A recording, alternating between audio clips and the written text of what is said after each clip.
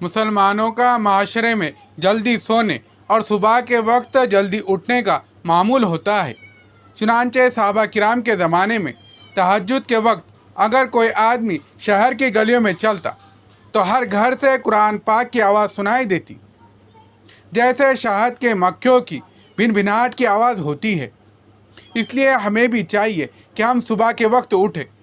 औरतें सुबह के वक्त उठकर नमाज़ पढ़ें और तहज्जुद पढ़े तो क्या ही बात है। कुरान पाक की तिलावत करे, दुरूद शरीफ पढ़े। सुबह के वक्त घर के अंदर इबादत करना पूरे दिन को मुनव्वर बना देता है। औरतों को ये बात मशवरे के तौर पर पेश की जाती है। ज़िंदगी की तरबियत को सुन्नत की तरतीब पर लाने की कोशिश करे, और इसका बेहतरीन तरीका यह है कि रात को सोए और दिन को जागे। इशा के बाद काम जितना जल्दी सिमट सके और सिमट ले। मुसलमानों के नज़दीक तो फजर के वक्त जागना इतना आम है।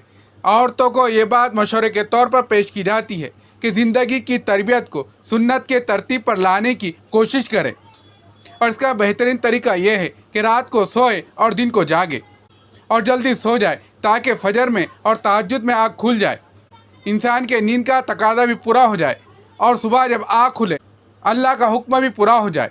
इसलिए इंसान की ज़िंदगी सुकून से गुजरती है। बच्चों के सामने बहस व मुबासा करने से बचा करे। इसका तरीका यही है, मियाँ बीवी आपस में मशवरे के साथ हर मामले को तय कर ले। बच्चे अगरचे छोटे होते हैं, लेकिन उनकी याददाश्त बहुत तेज़ होती है।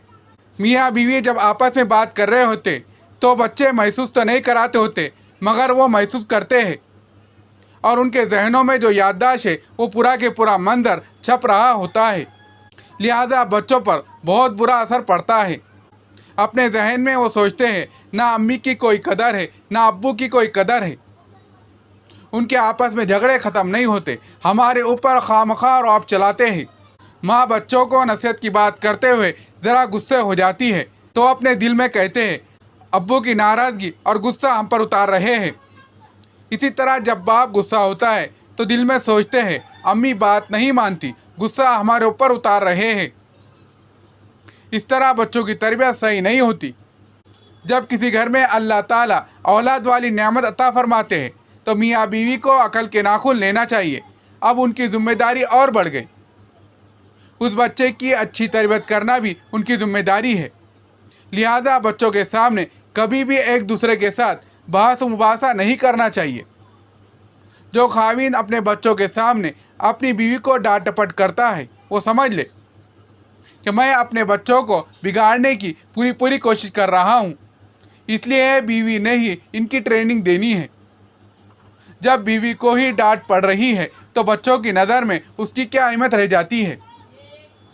इसलिए खाविंद की जिम्मेदारी है कि बच्चों की नज़र में अपनी बीवी का एहतराम बनाए, और बीवी की जिम्मेदारी है कि बच्चों की नज़र में अपने मियाँ का एहतराम बनाए।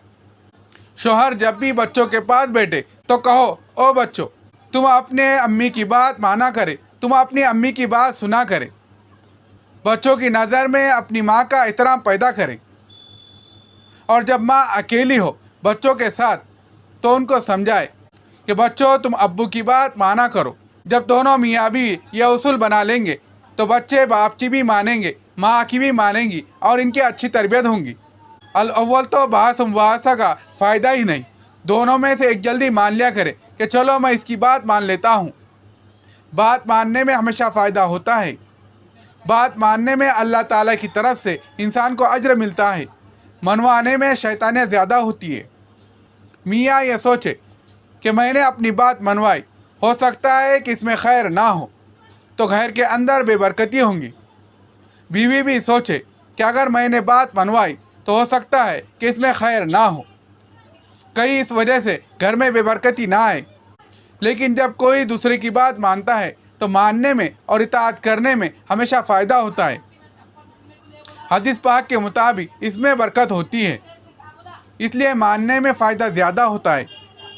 तो बात को जल्दी सिमट लिया करें और बच्चों के सामने बहस व मुबासा करने से परहेज़ किया करें।